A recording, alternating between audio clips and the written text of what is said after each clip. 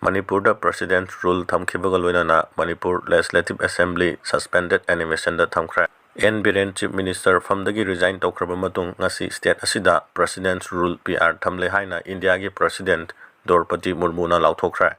Adum oinamak Manipur Legislative Assembly amuk hanna hingatpa yaba suspended animation da thamkhra. Kumja 1988 dagi state asida President's rule thamba handaki asiga tharaga taramathoirak subani ngasi nungtil India gi President Draupadi Murmu na thokpa gazette amada hauzik Manipur lenga ki oiriba fivum asigi matangda state asigi governor na pirakpa report amadi atei paudam sing kumna yengsilaba matung Indian Constitution ge article 356 ki matung ina state asida PR thamle haiki center na local lagliba khongtang asi BJP gi state lengak na chief ministerial candidate puthokpa ngamkhidraba matungda lauthorakhibani N Biren na center gi luchingba singa Delhi da unaruba matung ahak masa CM phamdagi resign tawbagi charol Manipur gi governor da pisinkhibani BJP ge North East in charge Sampit Patrana state asigi M.L.A single loinana kayarak hanna kana nenakhrabasu chapchaba warep amata lawba ngamkhide Prime Minister Narendra Modi gi US concert gi halaklaba matung state asigi chief minister ama khalaba yai haina thajanarambani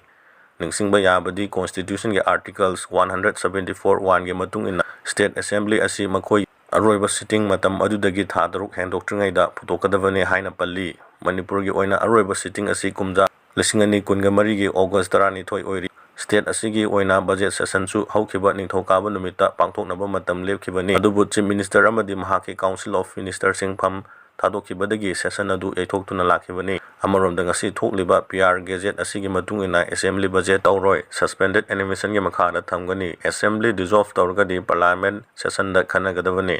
PR ge makhada assembly dissolve tawba amadi dissolve tawdaba haina ani leiri hauzik thokliba order assembly dissolve tawba haina panba leite assembly dissolve tawba targadi union cabinet amadi parliament ki ayaba changi suspended animation PR lauthokrabani core caretaker CM ge hak leidre hairi loinana tha ani gi manungda CM khanduna assembly hingathanba yai hairi N Biren pham tarbasu Manipur thugaina ba demand hongloi haiba Paolienlal gi wafam laibak thivani O.Joy hauzik leiriba rajniti gi charangna basida BJP gi M.L.A Paolienlal Haokip na pausida phongdokhiba wafam da Kuki M.L.A CM hamlabasu separate administration gi demand di ahongba nairoi haiba wafam asi laibak macha da wafam ni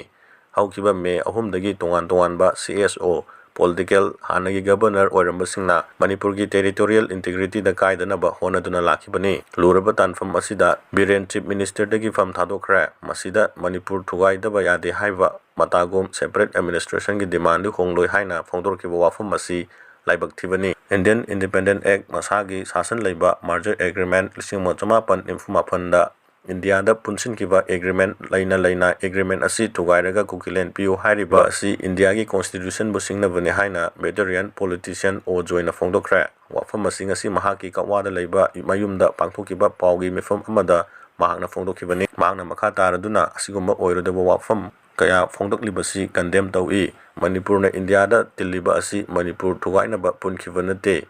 Masida Home Minister Amit Shah, Prime Minister Narendra Modi, BJP gi National President JP Nada amadi State asigi BJP President A Sardana hauzik fawba karimata haidana leiribasi karigino India Manipur thugaina ba phongdorliba wafam asi taraina laude Manipur asi sahi lising kayadagi aikhogi ipa ipuna thamlamani masi Paolienlal na khangjinba fai mahakna makha taraduna Manipur hauzik oiriba political oiba charangna ba asi BJP gi M.L.A amadi party asina lenga ama thamnaba honagadabani haukiba February 13 da assembly mifam phamnaba tawramlabasu assembly famkhidaba adu amuk hanna hinghannaba ayaba lei hauzik fawbudi assembly mifam adu sidri haina logani haina su mahakna makha tana phongdoki